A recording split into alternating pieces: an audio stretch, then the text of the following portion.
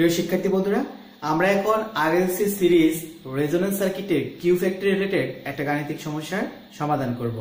চলো বোর্ডে চলে যাই। প্রশ্নে কি বলা হয়েছে লক্ষ্য করি। প্রশ্নে বলা হয়েছে একটা কয়েলের রেজিস্ট্যান্স 25 ওহম এবং কিউ ফ্যাক্টরের মান 10 এবং রেজোনেন্স ফ্রিকোয়েন্সি 100 কিলোহার্টজ। এতে 100 ভোল্ট সাপ্লাই দেওয়া হলে L/C রেশিও এবং VL ও VC এর মান নির্ণয় করো। শিক্ষার্থীরা, এই প্রশ্নটাকে আমি চিত্রের মাধ্যমে একটু রূপান্তর করার চেষ্টা করব। প্রশ্নে বলা হয়েছে একটা কয়েলের রেজিস্ট্যান্স 25 ওহম, তাহলে এটা 25 ওহম।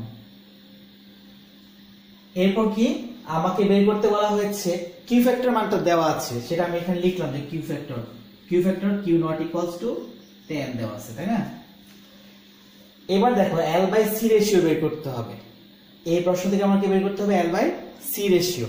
তার আগে একটু মান লিখে নেই। ভোল্টেজের মান দেওয়া আছে 100 ভোল্ট, অ্যাঙ্গেল হচ্ছে 0। আর এই যে ফ্রিকোয়েন্সি অর্থাৎ রেজোনেন্স কন্ডিশনে তার ফ্রিকোয়েন্সি হচ্ছে 100 কিলো হার্টজ। তার মানে সে ফ্রিকোয়েন্সি কত? রেজোনেন্স ফ্রিকোয়েন্সি f নট ধরতে পারি, সেটা হচ্ছে 100 কিলো হার্টজ। 100 কিলো হার্টজ মানে 100 × 10³ হার্টজ। আমাকে বের করতে হবে L/C রেশিও। L/C রেশিও মানে হচ্ছে এই একটা সিরিজ রেজোনেন্স সার্কিটের L এর মান এবং C এর মানের অনুপাত। উপরে দেব L এর মান, নিচে দেব C এর মান, দুইটার রেশিওটা কত হবে সেটা আমাকে বের করতে হবে। তার মানে হচ্ছে এই সার্কিটে L এবং C এর মান কিন্তু দেওয়া নেই, আমাকে L এবং C এর মানটা প্রথমে বের করতে হবে। এরপর বের করতে হবে VL ও VC এর মান নির্ণয় করো। VL ও VC বলতে কি? এখানে হচ্ছে এই যে L এর আড়াআড়িতে যে ভোল্টেজ ড্রপটা হবে সেটা হচ্ছে VL, এটা আমাকে বের করতে হবে। আর এখানে C, এইটার অ্যাক্রসে যে ভোল্টেজ ড্রপটা হবে সেটাকে বলবো হচ্ছে VC, এইটার মানটা বের করতে হবে। তাহলে চলো আমরা ধারাবাহিকভাবে প্রশ্নটা সমাধান করি। শিক্ষার্থীরা, আমরা এর আগে কিউ ফ্যাক্টর রিলেটেড সূত্রের যে ব্যাখ্যা সেগুলো নিয়ে আলোচনা করেছি। সেখানে আমরা জেনেছি বিভিন্ন পদ্ধতিতে কিউ ফ্যাক্টর নির্ণয় করা যায়। আমরা প্রথম যে পদ্ধতি ছিল সেই পদ্ধতিতে কিউ ফ্যাক্টর এখানে নির্ণয় করার চেষ্টা করব। কিউ ফ্যাক্টর অলরেডি প্রশ্নে দেওয়া আছে, অন্যান্য মানগুলো কিউ ফ্যাক্টর সাহায্যে বের করতে হবে। শিক্ষার্থীরা, বোর্ডে চলে আসি। আমরা কিউ ফ্যাক্টর সঙ্গে কি শিখেছিলাম? আমরা জানি কিউ ফ্যাক্টর ফর্মুলাটা হচ্ছে এই ইন্ডাক্টরের যে ভোল্টেজ ড্রপ হয় অথবা এই ক্যাপাসিটরের যে ভোল্টেজ ড্রপ হয় সেই ভোল্টেজ ড্রপ এবং সাপ্লাই ভোল্টেজের যে রেশিও, সেই রেশিওকে বলবো হচ্ছে কিউ ফ্যাক্টর। অর্থাৎ আমি বলেছিলাম VL or VC, আর নিচে হচ্ছে কি টোটাল ভোল্টেজ V। তারপরে এই দুইটাতে আমরা কিন্তু দুইটা সূত্র পেয়েছিলাম। কি কি সূত্র? আমি যদি VL কে এই V দিয়ে ভাগ করতাম এবং এখানে VC কে V দিয়ে ভাগ করতাম, VC কে V দিয়ে ভাগ করে দুইটা সূত্র পেয়েছিলাম। কি কি সূত্র? এখান থেকে একটা কিউ ফ্যাক্টর পেয়েছিলাম, এখান থেকে একটা কিউ ফ্যাক্টর ফর্মুলা পেয়েছিলাম। এখানে ফর্মুলাটা কি দেখো, এখানে ফর্মুলা ছিল ওমেগা নট L/R, আর এখান থেকে যে ফর্মুলাটা পেয়েছিলাম সেই ফর্মুলা ছিল 1/ওমেগা নট, এখানে ছিল R সাথে একটা C। এই দুটো কিন্তু ফর্মুলা আমরা পেয়েছিলাম। এখন দেখো, প্রথমে যেহেতু আমাকে L/C এর রেশিও বের করতে হবে, তাহলে আমার L এর মান দরকার, C এর মান দরকার, তাই না? আমি যদি প্রথমে এই ফর্মুলাটা অ্যাপ্লাই করি, এখান থেকে আমি চাইলে L এর মানটা বের করতে পারবো। আবার এই ফর্মুলা অ্যাপ্লাই করলে আমি এখান থেকে কার মান বের করতে পারবো? C এর মানটা বের করতে পারবো। তাহলে চলো আমি প্রথমে এই সূত্রটা অ্যাপ্লাই করে এখান থেকে আমি L এর মানটা নির্ণয় করি। আমরা জানি Q naught equals to omega naught L/R। এখান থেকে বাইর করতে হবে কার মান? L এর মান। আর গুণ করি, বা ওমেগা নট L সমান কিউ নট ইন্টু R। এখান থেকে বের করতে পারবো L equals to Q naught into R আর ওমেগা নট। এরপর ওমেগা নটের ফর্মুলাটা আমরা বসাই। কিউ নটের মান পরে বসাচ্ছি, Q naught into R। Omega naught হচ্ছে 2πf নট। f নট হচ্ছে রেজোনেন্স ফ্রিকোয়েন্সি, কিউ নট হচ্ছে কিউ নট যদি থাকে এটা হচ্ছে কিউ ফ্যাক্টর। এখানে কিউ ফ্যাক্টর মানটা আমি লিখেছি 10, হ্যাঁ আর রেজোন্যান্স ফ্রিকোয়েন্সি তার মানে লেখা আছে। আর রেজিস্ট্যান্সের মান কত দেওয়া আছে 25 ওহম। তাহলে ক্যালকুলেশন করি, এটা হচ্ছে কিউ ফ্যাক্টর 10, রেজিস্ট্যান্স 25, 2 এর সাথে পাই গুণ অবস্থায় রাখবো এবং এটা ক্যালকুলেটরে আমরা বের করতে পারবো। এফ নট হচ্ছে 100 ইনটু 10 কিউব। টোটাল ক্যালকুলেশন করলে মান পাবো এটা 3.98 ইনটু 10 ইনভার্স 3 হেনরি। তার মানে বলতে পারি 3.98 মিলি হেনরি। তাহলে এটা হচ্ছে আমার ইন্ডাকটেন্সের মান। আমি এই মানটুকু এখানে লিখে রাখছি, আমার হয়তো পরবর্তীতে প্রয়োজন পড়তে পারে। 3.98 মিলি হেনরি। এখন আমি বের করব সি এর মান। আমরা জানি কিউ ফ্যাক্টর সমান 1/ω0 সি আর। এখান থেকে বের করতে হবে সি এর মান। তাহলে আমি লিখতেই পারি ω0 সি আর এবং কিউ ফ্যাক্টর সমান 1। সুতরাং সি ইকুয়ালস টু 1/ω0 আর কিউ ফ্যাক্টর, সবগুলো নিচে চলে আসলো।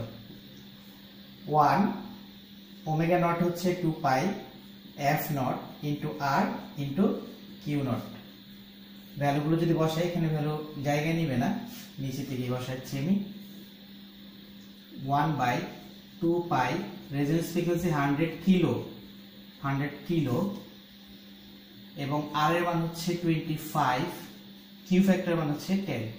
টোটাল ক্যালকুলেশন করলে এর মান আসবে 0.06366 মাইক্রো ফ্যারাড। তাহলে এই হচ্ছে আমার সি এর মান। এখন আমি এল এবং সি এর রেশিও নির্ণয় করব। L divided C ratio. L এর মানটা আমরা উপরে বসাই। এল এর মান হচ্ছে 3.98 ইনটু মিলি আছে, তাহলে 10/3 হেনরি। আর সি এর মান ছিল 0.06366 মাইক্রোফ্যারাড, তাহলে মাইক্রো 10/6, এটা হচ্ছে ফ্যারাড। টোটাল যদি ক্যালকুলেশন করি তাহলে এর মান পাবো 62.52 ইনটু 10 কিউব। আর এককটা কি হবে? এটার একক হচ্ছে উপরে হেনরি, নিচে ফ্যারাড, তাহলে হেনরি বাই ফ্যারাড অথবা হেনরি পার ফ্যারাড। তাহলে এটাই হচ্ছে এল বাই সি এর রেশিও এর মান। এখন আমি নির্ণয় করব ভিএল এবং ভিসি। তাহলে ভিএল এর মানটা কি জানি আমরা? VL equals to I into XL. যেহেতু এটা একটা রেজোন্যান্স সার্কিট, তাহলে এখানে আমি কারেন্টের মান সর্বোচ্চ, অর্থাৎ হচ্ছে রেজোন্যান্স কারেন্ট সংঘটিত হবে এখানে, তাই না? মানে রেজোন্যান্স কারেন্ট এর ভিতরে ফ্লো হবে। এখন দেখো এইটা বের করতে হলে আমি দুইটা জিনিসের কোনোটাই জানি না। আমি আই নটের মান জানি না, এক্সএল এর মানটাও জানি না। তাহলে আমার প্রথম কাজ হচ্ছে আই নটের মান বের করা, তারপর কাজ হচ্ছে এক্সএল এর মানটা বের করা। তাহলে আমি এখানে ধারাবাহিকভাবে করার চেষ্টা করি। I naught equals to V by R, resonance সার্কিটের ক্ষেত্রে, তাই না? এটা কিন্তু নরমাল সিরিজ সার্কিট না। নরমাল সিরিজ সার্কিট হলে এটা কি জ্যাক বসাতাম, যেহেতু এটা রেজোন্যান্স সার্কিট তাই এখানে শুধুমাত্র আর। আমরা জানি রেজোন্যান্স সার্কিটের ক্ষেত্রে কি হয়, জেড ইকুয়ালস টু কি হবে, আর হবে। এখন মানটা বসাই। ভোল্টেজের মান কত আছে? 100 ভোল্ট অ্যাঙ্গেল 0। আর রেজিস্ট্যান্সের মান কত আছে? 25 ওহম। ক্যালকুলেশন করলে এর মান বের হবে 4 এম্পিয়ার। তাহলে এখানে কারেন্টটা প্রবাহিত হচ্ছে কত? 4 এম্পিয়ার এই সার্কিটের মধ্য দিয়ে ফ্লো হচ্ছে। এবার আসো বের করব আরেকটা মান, সেটা হচ্ছে XL. XL equals two 2 pi F L. F বলতে এখানে এফ নট আর এল, তাহলে 2 পাই এফ নট এর মান কত? F not resonance frequency 100 into 10 cube, তাই না? আর এল এর মান কত? আমরা এখানে লিখেছিলাম 3.98 মিলি হেনরি, 10/3। তাহলে এইটুকু যদি ক্যালকুলেশন আমি করি তাহলে এর মান পাবো 250 ওহম। তাহলে এটা হচ্ছে কার মান? এক্সএল এর মান। এখন আমি ভিএল বের করতে আমার কোনো বাধা নেই, যেহেতু আমি দুইটার মানই জানি। আমি মানটা বসিয়ে দিব।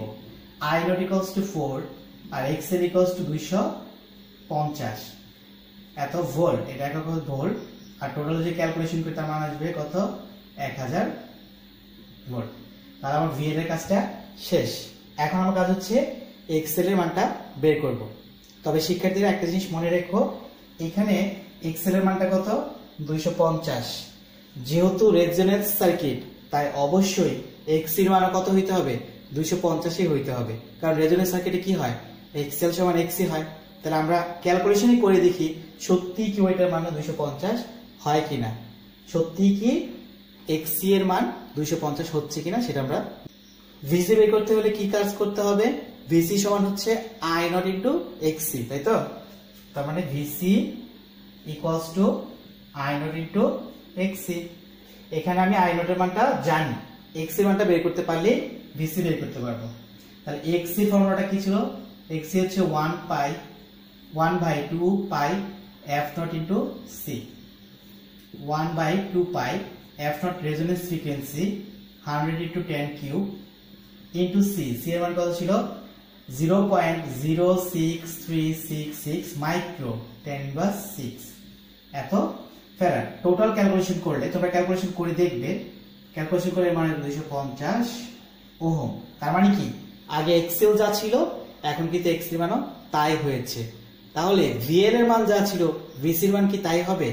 হ্যাঁ অবশ্যই, কারণ আমরা রেজোনেন্স সিরিজ সার্কিটের ক্ষেত্রে এই বিষয়টা জানি, এক্সএল সমান এক্সি হয় এবং ভিএল সমান কি হয়? ভিসি হয়। তাহলে এখন আসো ভিসিটা বের করি। তাহলে VC into I not into XC, VC equals to, তাহলে আই নট এর মান হচ্ছে 4 আর এক্সি মান হচ্ছে 250। ক্যালকুলেশন করলে কি মান বের হবে? 1000 ভোল্ট। তাহলে এই ছিল আমার মূলত কন্ডিশন গুলো। ভিএল ভিসি রেশিও বের করেছি, ভিএল বের করেছি, ভিসি মানটা আমি এখন বের করলাম। শিক্ষার্থীরা ধন্যবাদ সবাইকে।